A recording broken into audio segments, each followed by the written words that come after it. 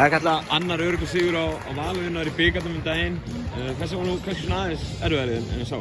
Já, við vissum alveg að þær voru að fara að koma miklu ákveðnari en að leik, það myndi berja okkur út úr okkar stuðum og það gerði það í dag en við hættum ekki, við urðum ekki litlar. Það var auðvelt að fara í einhverja holu í dag en við gerðum það ekki, þannig við uppskárum þennan 20 stiga sigur.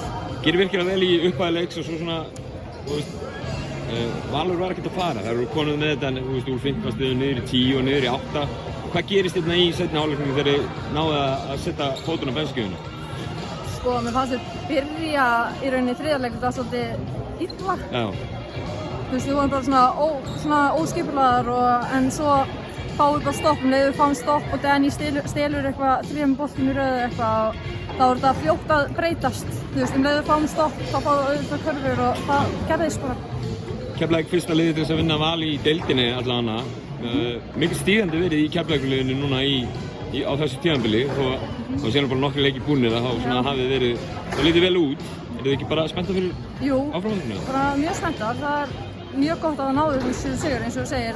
Bikarinn og deildakeppnin er ekki það sama og núna erum við komnar með 4 sigra held ég og bara áfram gakk. Við ætlum að vera góðar í vetur. Frábært, takk.